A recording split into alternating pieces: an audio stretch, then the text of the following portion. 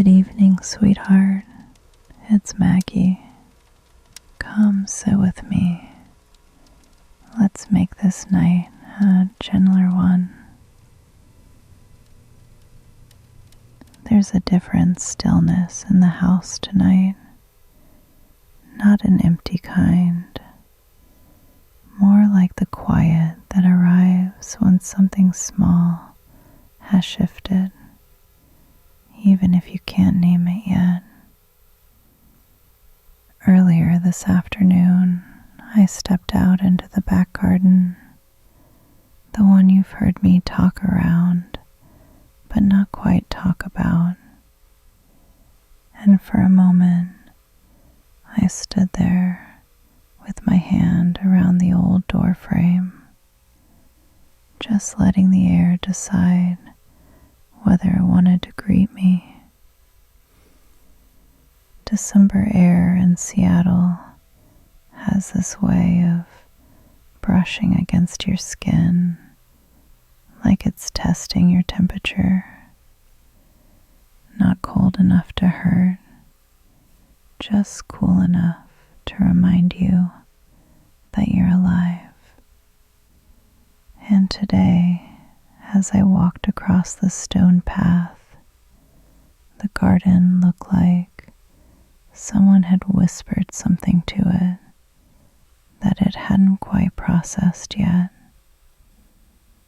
Everything was still, but not sleeping, not dead either, just in a kind of quiet waiting. I know that feeling well. It's the same kind that appears inside me after a long stretch of days where I've held more thoughts than my shoulders were meant to hold. I notice the bonsai, the old one, the one that's been recovering since the storm snapped its branch weeks ago. It's strange how seeing a branch heal feels a bit like watching a part of yourself grow back. Even if it grows crooked, it grows. At my age, we take growth in any direction. I stood beside it for a while, tracing the shape of the trunk with my eyes, the way you might look at a scar on your own skin, not with sadness, but with recognition. The bonsai didn't move, of course, but something in the air around it did. A little warmth, a little looseness, as if the garden whispered, "I'm still here, Maggie. You are too." The ground was wet from last night's rain. Drops clung to the edges of the rosemary bush like tiny glass beads. I brushed a branch gently, and the scent rose up, clean, green, familiar, like opening a chapter I'd once read slowly. I think that's what I love about gardening. It's not loud. It's not demanding. It's a choreography between what you expect and what you cannot control. There was a moment where a small breeze, just one, slipped through the yard and lifted a few tired leaves into a lazy swirl. Not a dance, not a flurry, just enough to show that the world was stretching its limbs. And in that moment, I remembered a December afternoon back in, what was it, 2008? Yes, around then. A year when the world felt heavier than it should have for no obvious reason. The garden looked almost the same. Wet stones, quiet branches. But I was different. I was trying to hold myself together in ways I didn't have words for yet. That year, I spent so much time standing in that very same spot, waiting for something to tell me that I hadn't broken beyond repair. Nothing spoke, of course, but somehow the silence kept me alive. The memory didn't hurt today. It just passed through me like a warm breeze that had grown older too.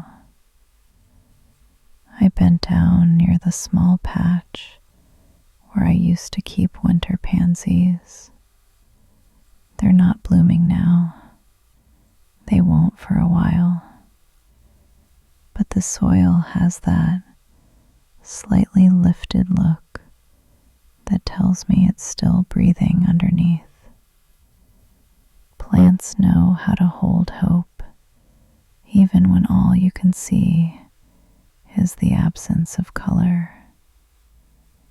Sometimes I think the garden is a version of my heart translated into leaves and soil. Parts of it quiet, parts of it worn, parts of it surprisingly stubborn, and a few corners still daring to grow. And yes, like me, some parts could use a little more sunlight than they're getting. As I stood up, my knee made a sound, not a painful one, just a dignified protest. You know, I've decided joints at 63 don't complain. They simply comment. And I appreciate anything that comments gently. I walk slowly toward the back fence, the one Frank helped repaint 2 weeks ago, after claiming he was sick of looking at chipped wood. It was his way of saying he wanted to be useful. Everyone needs to be useful to someone. From there, I could see the faint stretch of sky, turning the softest shade of blue-gray. December light has a way of dimming without losing its warmth. It's the kind of light that doesn't try to brighten anything. It just shows you where you are, right here, right now, exactly this moment.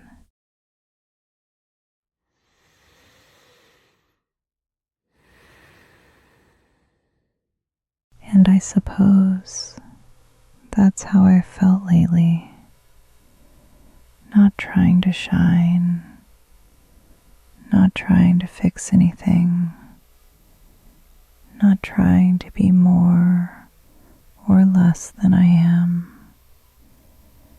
just letting the day reveal its temperature, letting the evening shape my breath, letting the world be gentle if it's willing to be. When I came back inside, I slipped off my shoes near the doorway, and the warmth of the house moved toward me like an old friend lifting their chin in recognition. I like when homes do that, when they greet you without changing anything about themselves. Just a quiet, "I knew you'd be back." Lily patted over, her tail making that soft little thump-thump on the floor that always feels like a greeting specifically crafted for my tired days. I leaned down and brushed my fingers along her ear, and she closed her eyes as if she'd been waiting her whole life for that one moment. Animals know how to live in single seconds. We can learn from them. Maybe that's why they always look so peaceful. They're not rewriting yesterday or guessing tomorrow. They're just inhaling the present moment exactly as it is. I slipped into my chair, the cushion giving that little sigh it gives only for me. The lamp was already on. I left it that way, and the moment I sat down, its glow touched the edges of the room like warm watercolor spilling across paper. December light, inside or outside, always seems to land softly. And tonight, I felt something inside me shift with the same softness. Not a revelation, not a breakthrough, just a small, steadying breath that said, "Maggie, you're still growing somewhere, even if it's slow, even if it's quiet, even if no one can see the new leaves yet." I think that's why the garden called me today.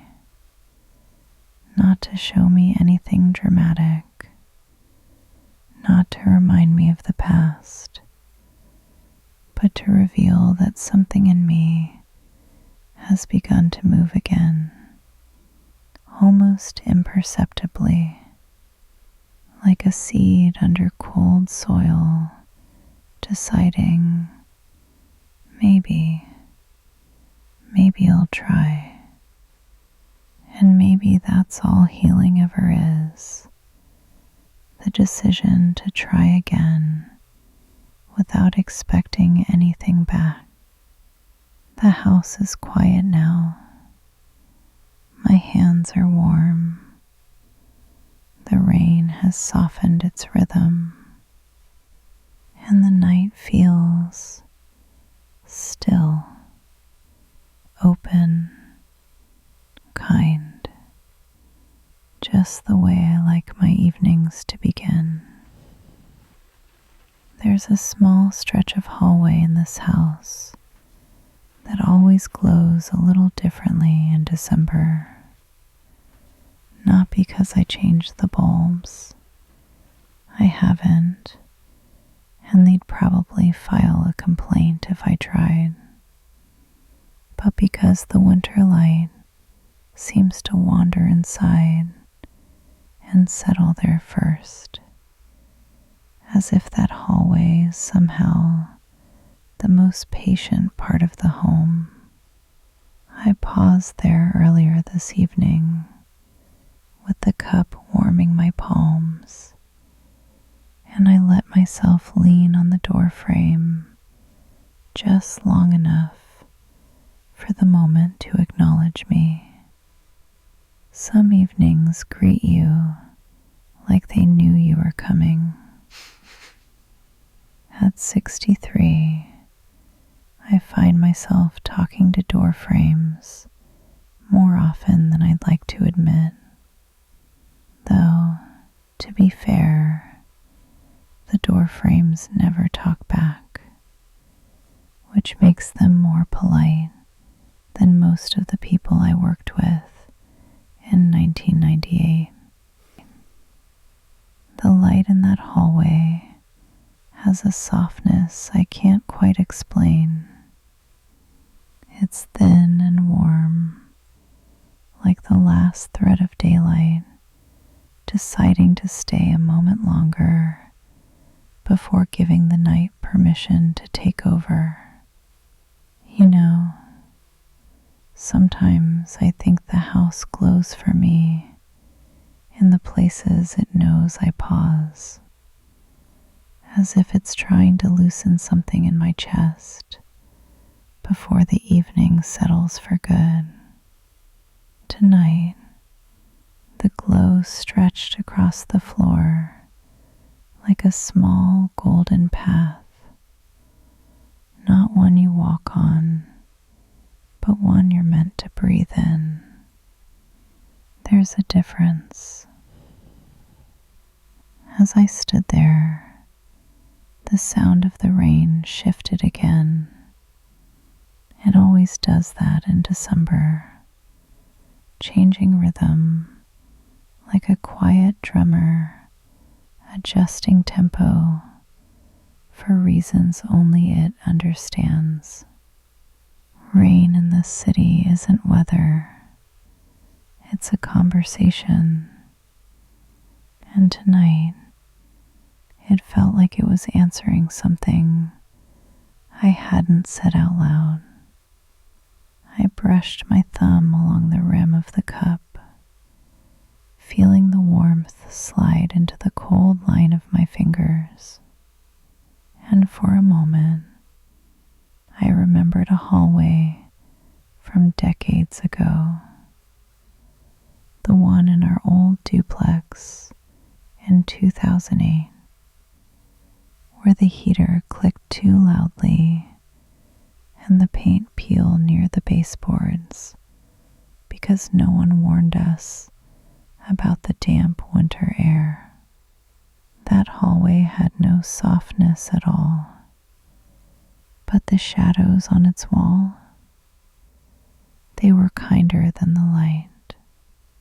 Funny how memory sometimes borrows the wrong details and still gets the feeling exactly right. When I think back to those years, there's a kind of muted laughter in me. Not loud, not sharp, just the quiet amusement of a woman who survived her own stubborn phases and came out on the other side with softer knees and wiser expectations.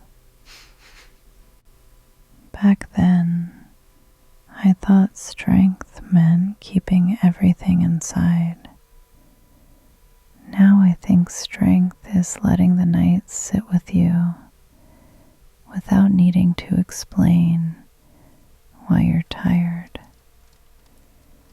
I stepped away from the hallway slowly, almost reluctantly, like someone leaving a page half read. But the moment stayed with me, as if it clung to my sweater or slipped itself into the satin threads woven inside the lining of my memories.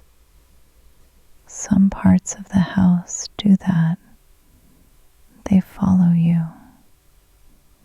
I walked toward the kitchen, and the warm smell of the wooden shelves welcomed me the way old wood does, a little dusty, a little sweet, and entirely uninterested in pretending to be new.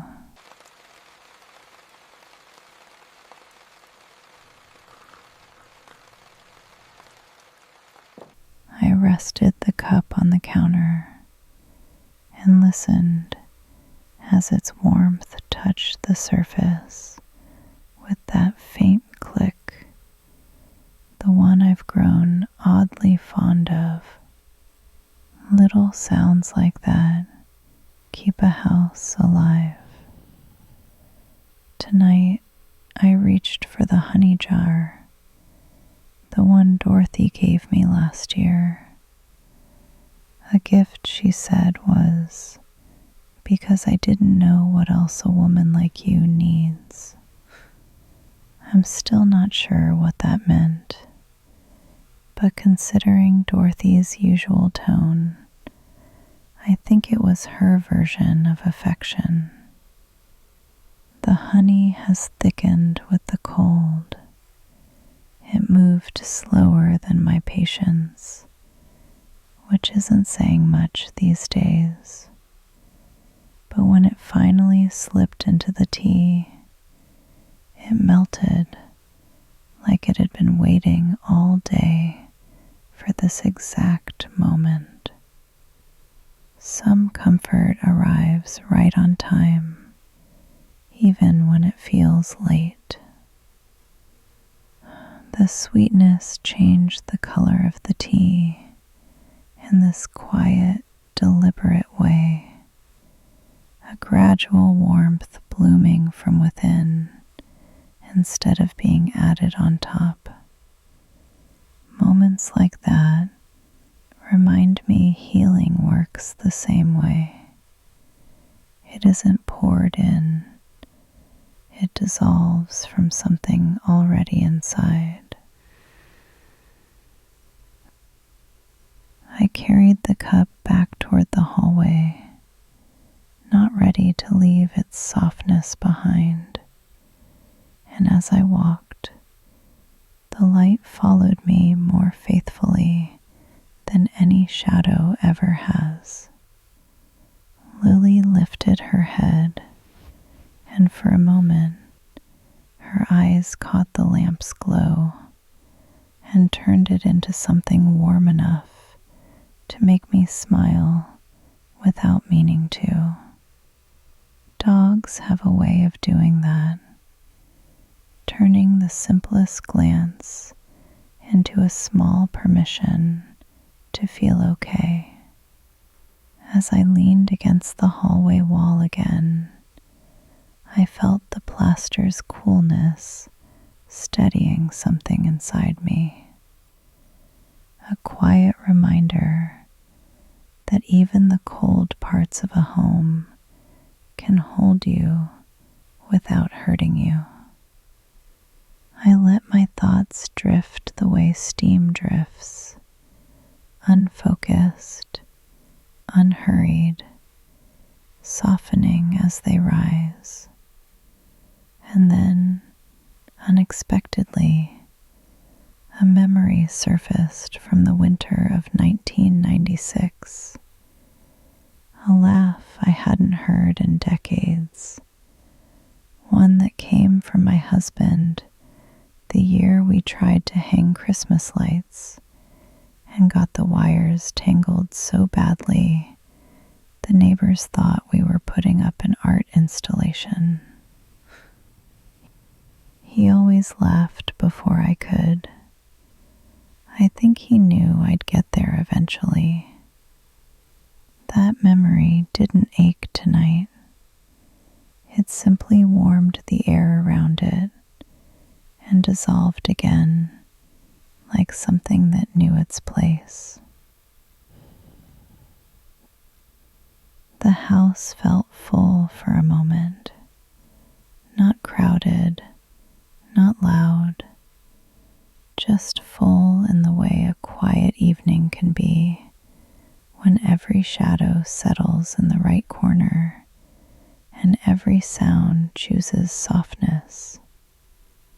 I traced the light along the baseboard with my eyes, watching how it curved slightly before fading beneath the old console table. Even fading has its own beauty when you're not afraid of losing anything. There's a kind of companionship in noticing the details of your own home as if they're secrets the evening is finally trusting you with.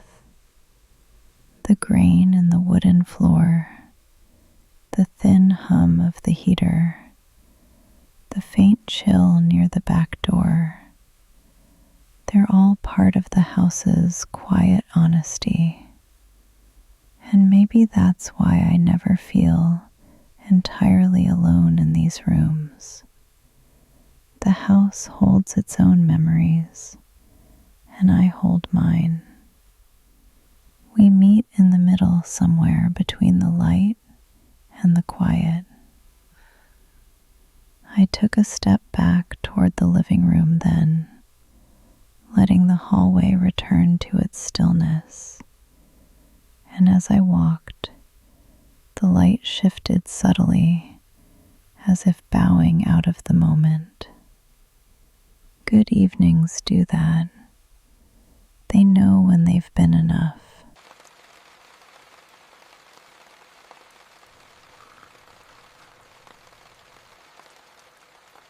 As I settled back into my chair, the room greeted me with a warmth I could feel along my shoulders. Not heat, warmth, the kind that chooses you. And for a moment, I sat there with the cup in my hands, Lily curled close, and the house breathing softly around us, feeling something I don't feel every night. A gentleness that didn't need to be earned.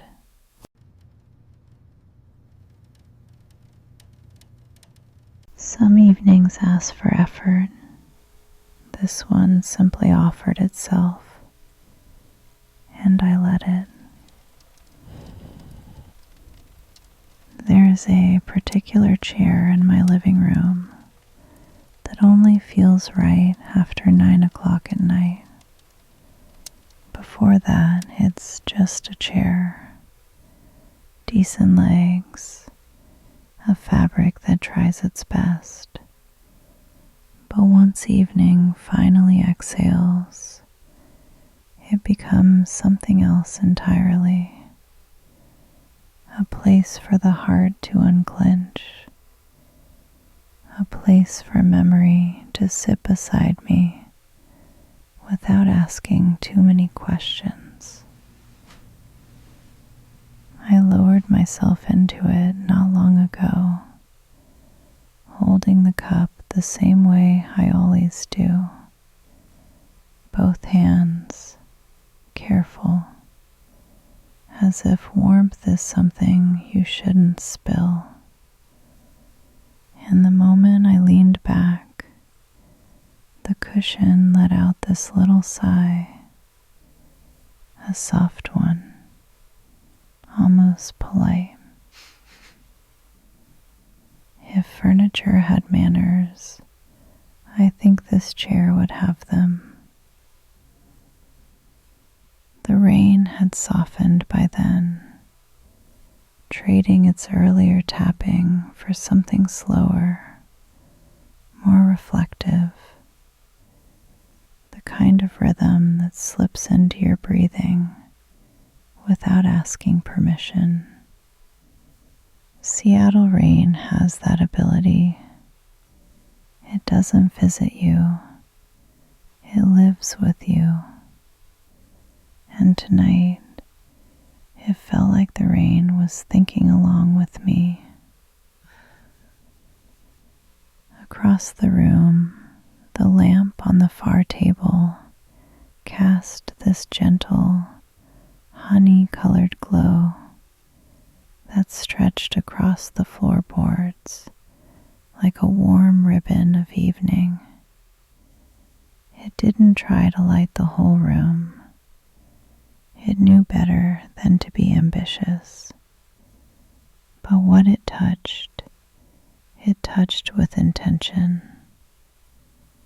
You learn a lot about yourself by the kind of light you choose to live with. While I sat there, my eyes drifted toward the bookshelf, not for the books, though some of them have followed me through more than 3 zip codes, but for the space just beside them, that narrow sliver of wall where the paint is a shade lighter because sunlight from 2003 used to fall there every morning.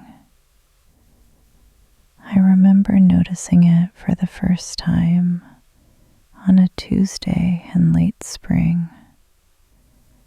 That was the year I bought a secondhand radio from Goodwill that never tuned properly, but played the static in such a warm, companionable way, I kept it anyway.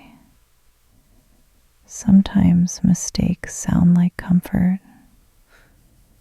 The paint on that wall has held on to its brightness far longer than anything else in this house. It's stubborn, but in a gentle way, the way old memories refuse to dull.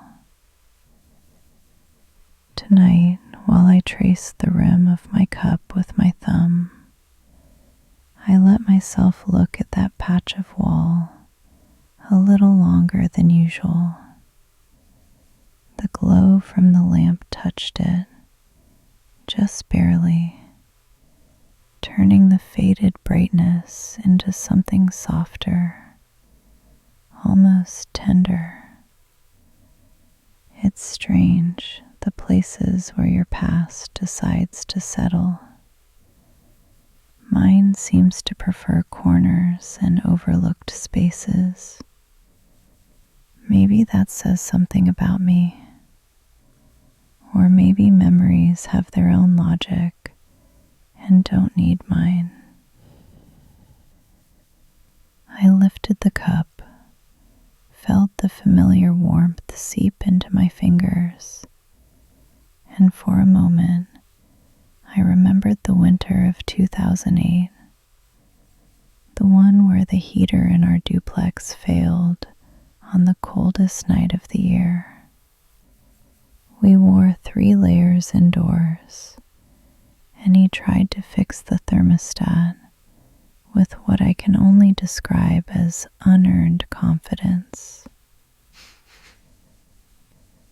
The heater didn't survive, but our laughter did. Isn't it funny how the coldest memories burn the warmest?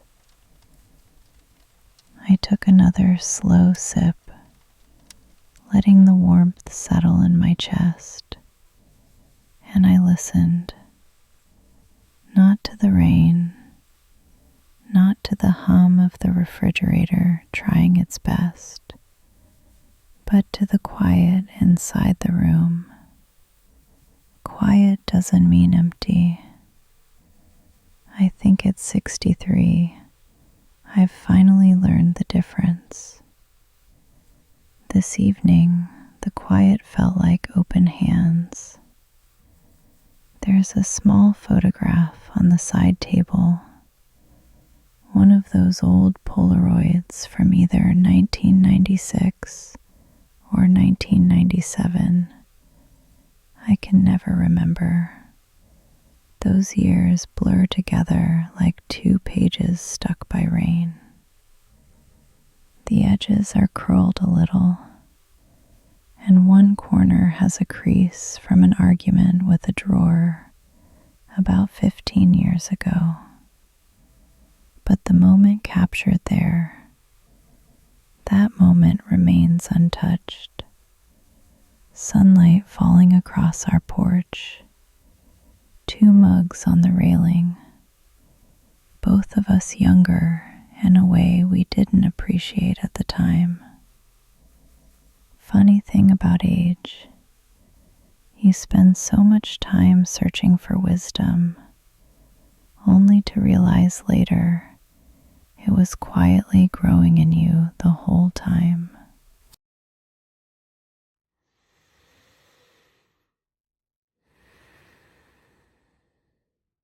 I didn't pick up the photograph tonight.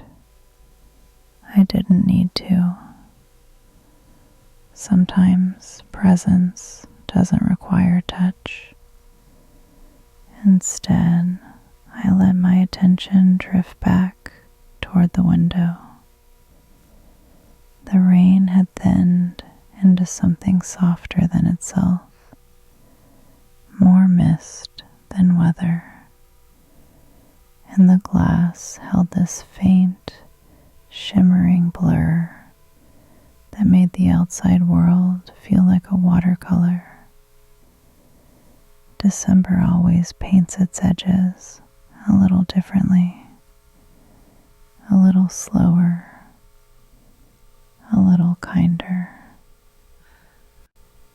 As I watched the evening settle into its gentler rhythm, I shifted the blanket across my lap, and it brushed lightly against my knee. A small moment, barely anything, but it reminded me how even the smallest weights can feel like comfort. We talk so much about the heaviness of things, responsibilities, memories, grief.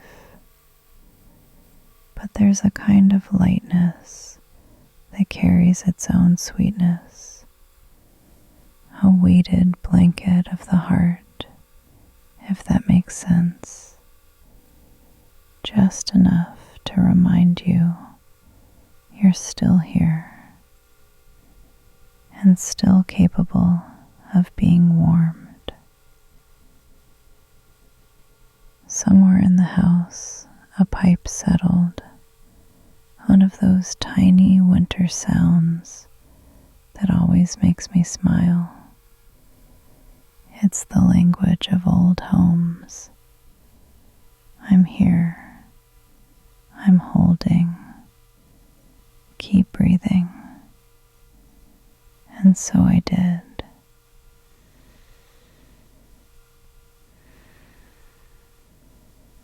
The tea was cooler by then, but still warm enough to feel like something alive in my hands.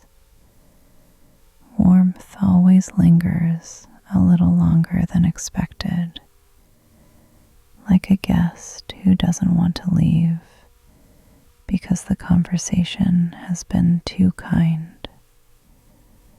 Tonight, I didn't mind the lingering. In fact, I welcomed it.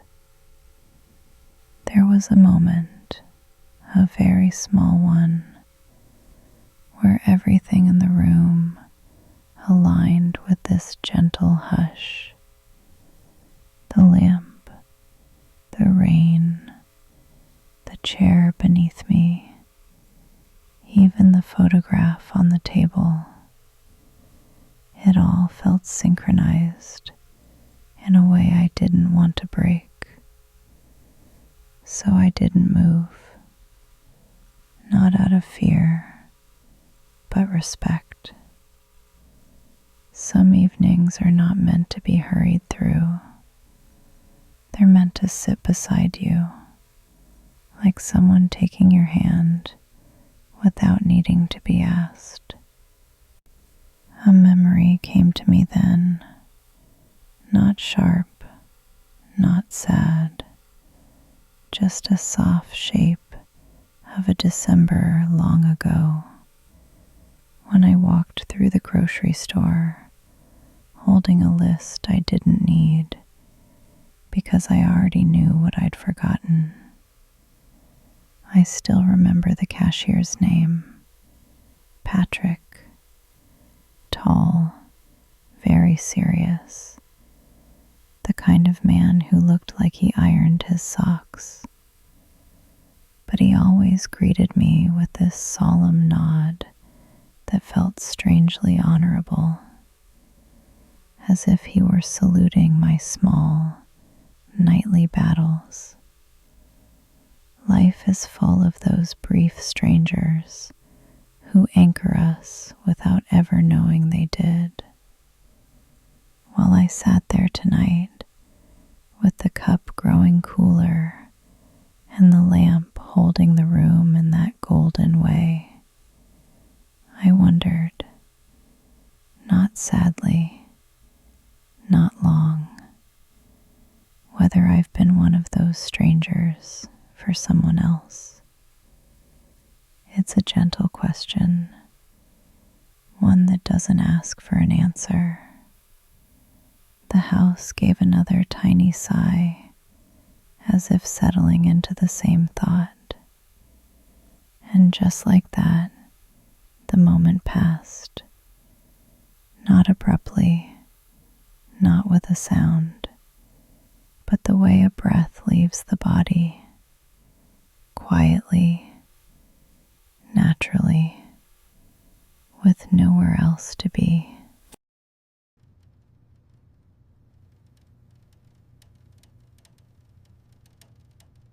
I lifted the blanket a little higher around my shoulders, feeling the evening deepen in its kind, familiar way.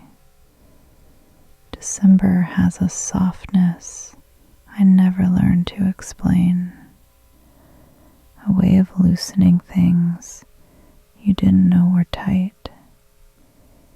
And tonight, I let it loosen me. Some evenings don't need to resolve anything. They simply need to be lived, one warm breath at a time. There's a certain corner of the living room that always gathers the evening light, as if it were a gentle secret tucked into the fabric of the day, just waiting for someone patient enough to notice. I stood there a few minutes ago, my hand resting lightly on the back of the old chair, letting the quiet rise around me in slow folds. Evenings do that. They lift themselves into place, like curtains settling after a soft breeze. At 63, I sometimes think the light understands me better than most people I've worked with since 2003. The light doesn't rush, doesn't demand, doesn't misplace paperwork. It just arrives. Tonight, that corner glowed the way warm thoughts do.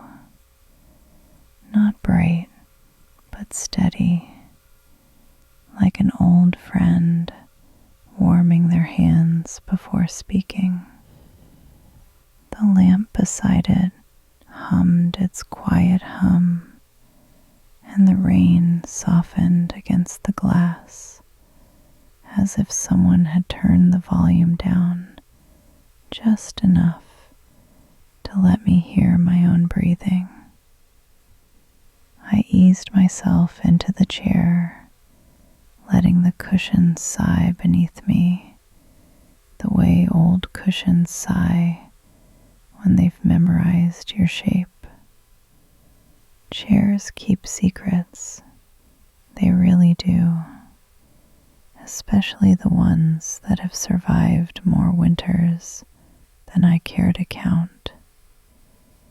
The cup warmed my fingers, and I felt the heat travel slowly into the colder parts of my hands. Those tiny lines near the knuckles that never quite warmed properly after my first Seattle winter in 1996. Back then, I thought fingerless gloves were a kind of fashion statement.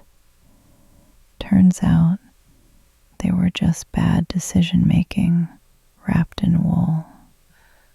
But tonight the warmth felt different, as if the tea was doing more than being tea. Some evenings do that.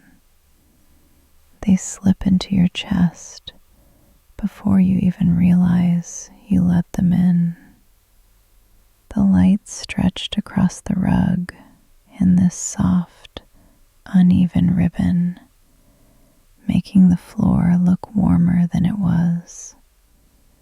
December light always feels older to me, as if it remembers something from long ago and is trying to tell me in the gentlest possible way. I lifted the cup closer and watched the steam fold into the air, slowly, deliberately, like a page turning in a book that doesn't want to rush the story.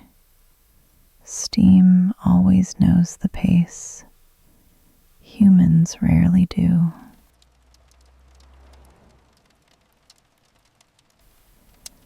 A moment ago, Lily wandered in from the hallway, her ears perked, her eyes soft with that familiar, "Is everything okay?" look. Dogs are somehow born knowing how to make. She settled beside the chair, as if she sensed the evening needed her there. I rested my foot lightly against her side, just enough to feel her warmth, not enough to disturb her breathing. Sometimes connection doesn't need motion, just presence.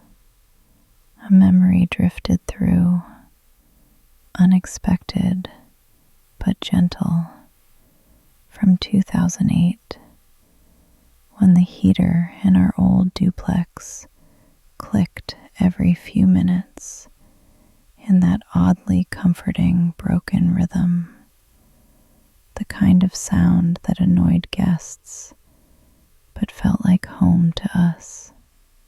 Funny how some memories carry their own lighting with them. They arrive wrapped in the exact shade of warmth you didn't know you were missing.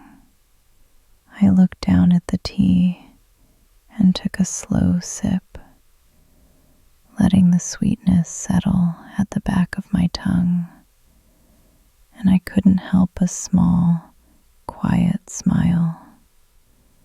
When I was younger, I rushed through everything, tea included. Now, I sip like the cup might disappear if I don't appreciate it properly. Age teaches a kind of gratitude you can't learn in any other decade.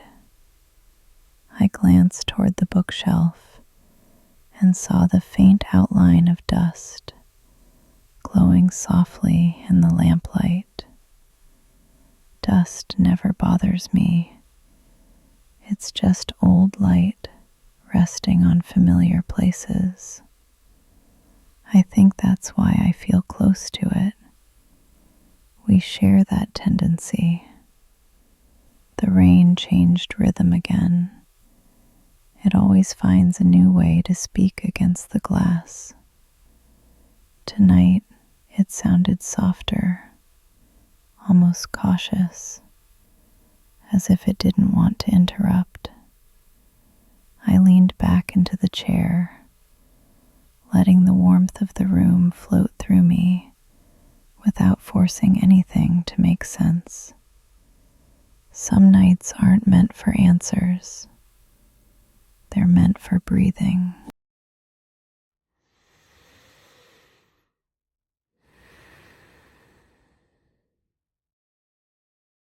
I watched the light gather along the edge of the rug, softening into the fibers, and a thought came to me.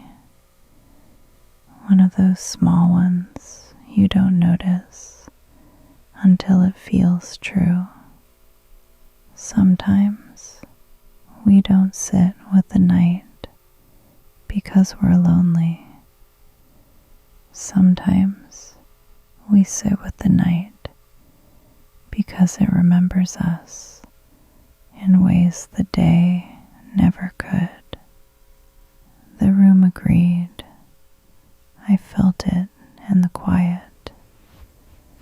Lily shifted slightly, and her tail tapped once against the wooden floor. Just once, as if to say, I'm here too. There's a tenderness in the simplest sounds, the kind that arrive without needing to be invited. The hum of the lamp, the pulse of the rain, the faint settling of wood in an old, soft house. All of it felt like the night laying out a place for me, not to think, not to fix, just to be. And maybe that's what I needed most. A place where the quiet felt like understanding and the light felt like forgiveness. The tea cooled in my hands, but even the cooling felt gentle, like the evening reminding me not everything warm stays warm, but some things stay true. I breathed it in slowly, letting the moment rest exactly where it wanted to rest. And the room held me without asking for anything. There's a certain moment every evening when the house becomes gentler than it has been all day. A moment so quiet that even the air seems to pause beside you, as if it's waiting to see whether you're ready to exhale. Tonight, that moment met me in the hallway, not in any dramatic way. It never does. It simply arrived, the way a soft understanding settles in your chest before you recognize it for what it is. When I left the kitchen, the cup still warm between my palms, I felt the house lean into its softer side. Some homes don't have one, but this one does. A kind of lived-in patience that comes only from years of listening to people who didn't always know how to speak their own feelings aloud. As I walked, my slippers brushed against the wooden floor with that faint, familiar whisper, a sound that always reminds me that warmth doesn't have to be loud to be real. The light followed me again, stretching itself across the hallway like a soft ribbon someone placed there on purpose, though no one ever has. You'd think after all these years I'd stop being surprised by how kindly the house behaves on December evenings. But here I am at 63, still letting myself be charmed by things that don't even have working thermostats. That outside drip has its own rhythm tonight, slow but purposeful, like someone knocking softly to ask if I'm still awake. I stepped into the living room again, Lily's head lifting just enough to acknowledge my return. Not out of excitement. No, she's too dignified for that. But with the calm recognition of someone who knows she'll always be part of the small circle of warmth I build every night. I sat down carefully, lowering myself into the chair as though the moment itself might shatter if I moved too quickly. I love that sound. It's a kind of greeting, a gentle wooden welcome that holds the space around me exactly the way I need it held. The tea had cooled a little, but the warmth remained in a way that reminded me some comforts aren't meant to stay hot, just steady. I wrapped both hands around the cup and let the heat find the places December always cools first. The knuckles, the fingertips, the quiet ache that settles into old bones, not as a complaint, but as a memory. And maybe because the night was already open, or because the room had reached that softness it only finds when everything settles. A memory from years ago stepped forward in my mind. It was from the winter of 2008 again. The same duplex with the peeling paint and the stubborn heater that clicked like a tapping finger whenever the temperature dared to drop. But tonight, the memory didn't come with coldness. It came with laughter, muted, distant, but warm in the places that matter. I remembered standing in that cramped kitchen with a sweater 3 sizes too big and a mug that never quite felt balanced in my hands. The window fogged from the inside, the radio humming a song no one ever admitted they liked, and my husband trying to fix the heater with a screwdriver and an unreasonable amount of optimism. He wasn't handy at all, but he believed he was, and sometimes belief is more charming than skill. I watched him kneel in front of that old heater, muttering to himself about wires and something not connecting, when in truth, the only thing disconnected was the poor man's understanding of how heaters work. I stood there holding my cup, trying not to laugh, as he insisted he had the situation under control. And I remember thinking, even then, how ridiculous and heartbreakingly human we all are when we're trying to fix something we don't know how to fix. We weren't wealthy. We weren't wise. We weren't anything impressive in the way young people measure greatness. But there was a warmth, not from the heater, but from the trying. Trying is a temperature of its own.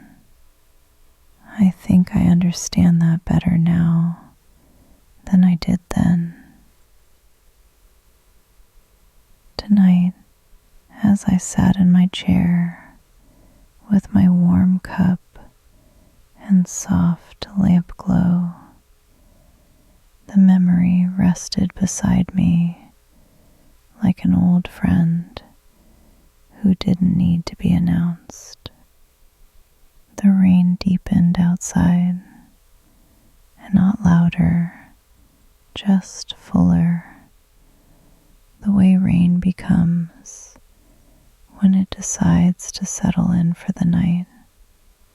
I let my breath match its rhythm, slow, unhurried, steady.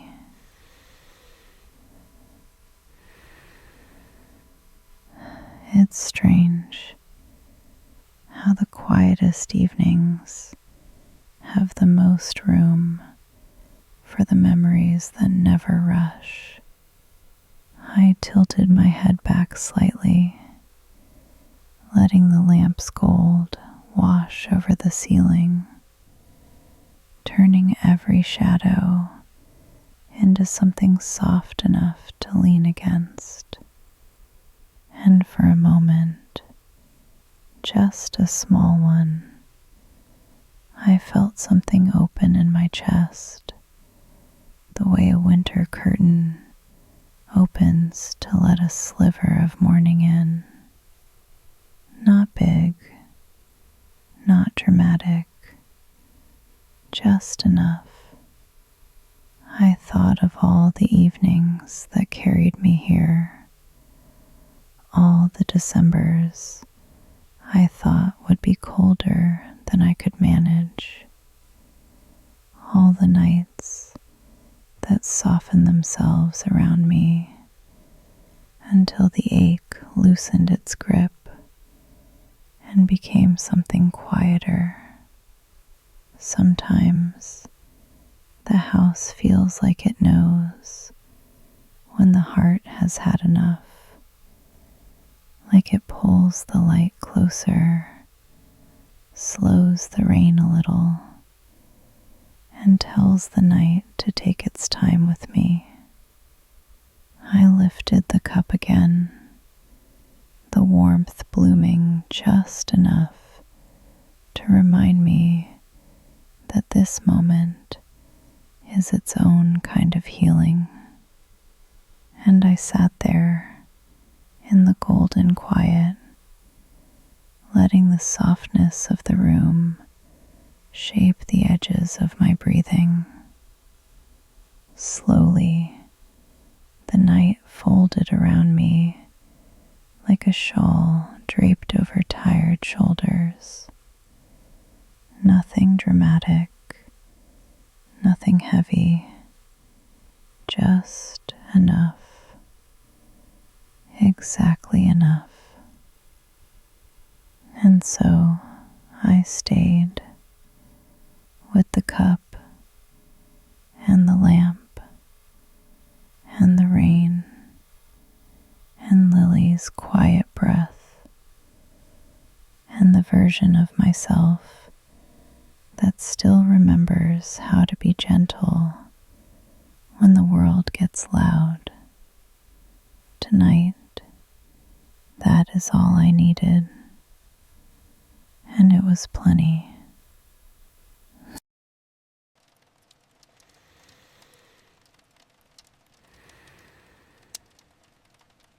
There's a moment in every evening where everything goes quiet at the exact same time. The heater, the house, the rain, even Lily's breathing evens out into something that feels almost like a lullaby. And tonight, I felt that moment arrive while I was standing near the bookshelf. I wasn't reaching for anything, not really, just letting my hand drift along the row of stories I've carried with me through too many winters to count. Their edges are worn, their pages softened by time, and some of them smell faintly of cedar and old secrets.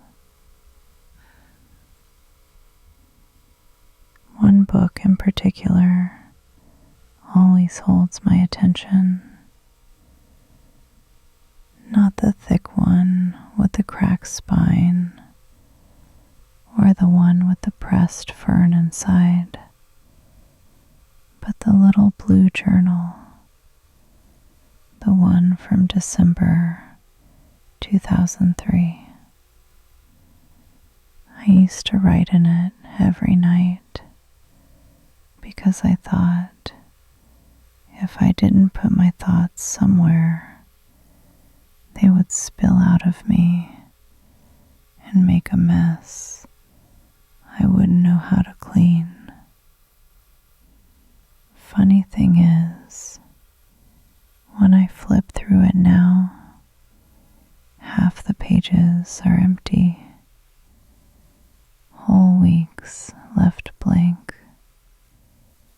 Months where I must have been too tired or too busy surviving to tell myself what was happening. But tonight, when my thumb brushed against its cover, something in me paused in that soft, deliberate way a memory pauses before deciding whether it wants to be shared. I open the journal slowly, as if the paper might shiver if I moved too quickly. There it was, a single sentence written on a cold evening, just like this one. I wish gentleness would stay. For a moment, I didn't breathe, not out of sadness, but out of recognition, because here I am, 2 decades later, in this quiet room with soft light and warm tea and the steady presence of a small dog who has claimed my feet as her personal kingdom.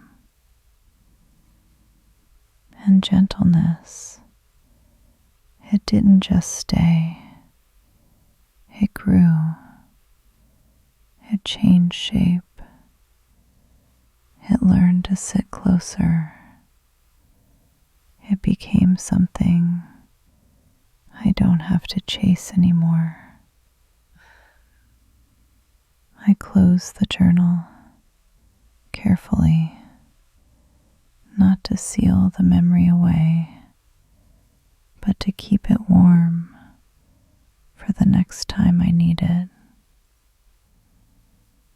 Then I carried my tea back toward the sofa, letting the lamp's glow lead me, a soft guide, steady and faithful, the way familiar light always is.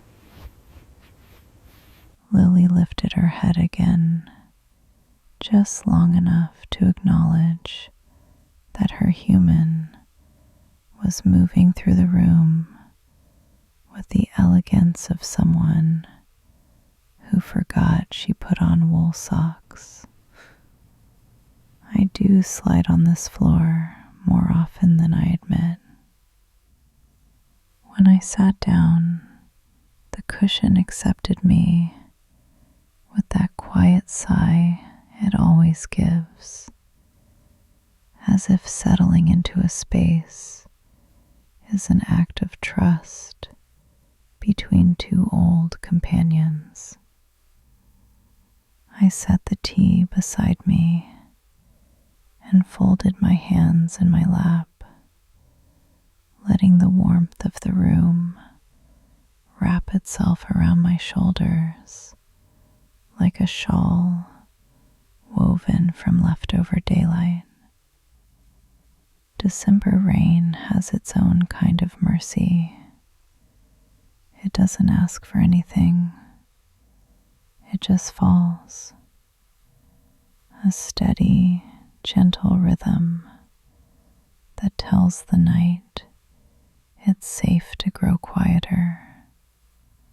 As the sound mellowed into something soft enough to feel like breath, I leaned my head back and let the moment arrive fully. There's a truth I've learned slowly over the years, the kind of truth you only earn after enough nights like this one. Gentleness is not accidental. It's something we choose again and again, even on the days we forget how to hold it properly. It isn't a personality trait. It's a practice, a small ritual of permission. And tonight, this room feels like it's giving me permission to just be a woman in her quiet sanctuary, tired in the good way, soft in the honest way, alive in the gentle way.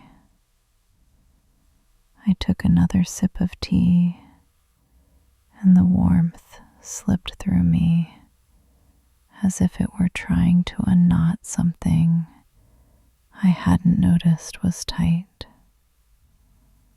That's the thing about evenings like this. They loosen you without asking why you were tense in the first place.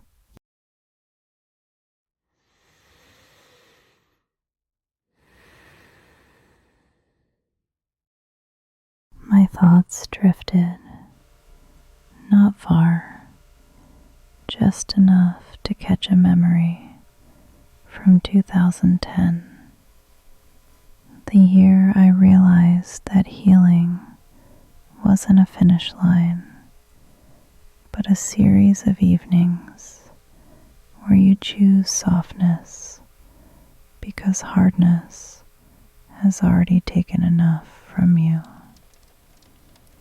Sitting here tonight, I can feel that truth, the way you feel warmth from a lamp, slowly, patiently, as if the room is speaking in a language made only of light. And maybe that's why I keep the lamp on every night. Not for fear, not for comfort, but because the light keeps my heart company in all the quiet ways that words never quite manage. As the rain eased into its gentlest version of itself, I let my hand drift to the edge of the sofa, brushing the fabric as if acknowledging that this moment, this quiet, this warmth, this soft December breath was something worth remembering. It's getting late now, the kind of late where even the walls seem to lean into sleep. So before the night closes its eyes, I want to leave you with the same softness that carried me through this evening. A warmth, a breath, a place inside the quiet where nothing is required of you. Just stillness, just gentleness, just rest. And now, sweetheart, rest well tonight, sweetheart. Good night from me